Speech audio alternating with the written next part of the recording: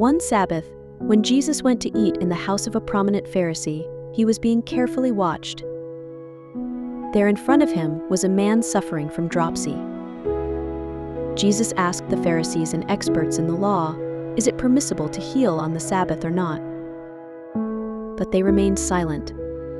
So, taking hold of the man, he healed him and sent him on his way.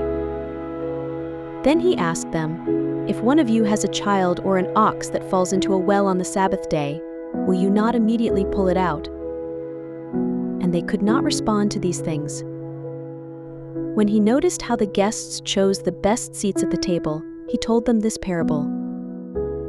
When someone invites you to a wedding feast, do not take the place of honor, for a person more distinguished than you may have been invited.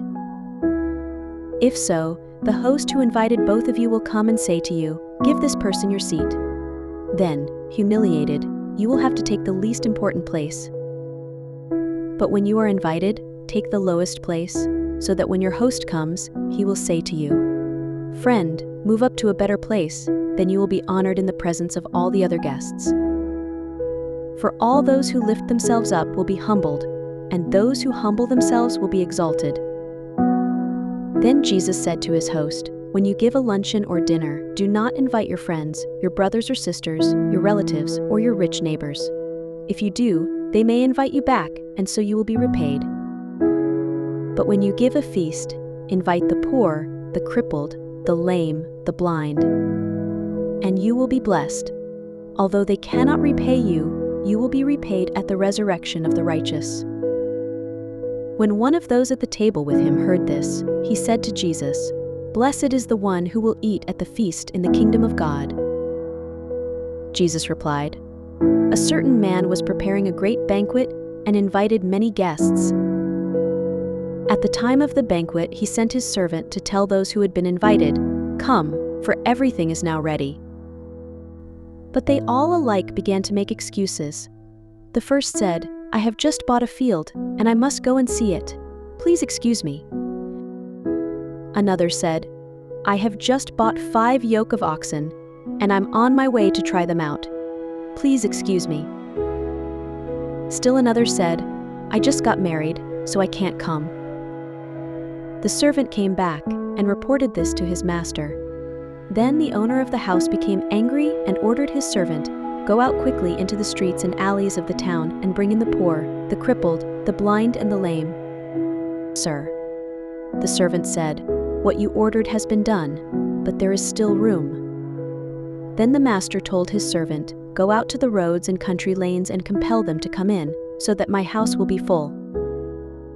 I tell you, not one of those who were invited will get a taste of my banquet.'" Large crowds were traveling with Jesus, and turning to them he said, "If anyone comes to me and does not love less by comparison their father and mother, wife and children, brothers and sisters, yes, even their own life, such a person cannot be my disciple. And whoever does not bear his own cross and follow me cannot be my disciple. Suppose one of you wants to build a tower. Won't you first sit down and estimate the cost to see if you have enough money to complete it? For if you lay the foundation and are not able to finish it, everyone who sees it will ridicule you, saying, 'This person began to build and wasn't able to finish.' Or suppose a king is about to go to war against another king. Won't he first sit down and consider whether he is able with 10,000 men to oppose the one coming against him with 20,000? If he is not able, he will send a delegation while the other is still a long way off and will ask for terms of peace. In the same way, those of you who do not give up everything you have cannot be my disciples. Salt is good, but if it loses its flavor, how can it be made flavorful again? It is fit neither for the soil nor for the dunghill. It is thrown out. Whoever has ears to hear, let them hear."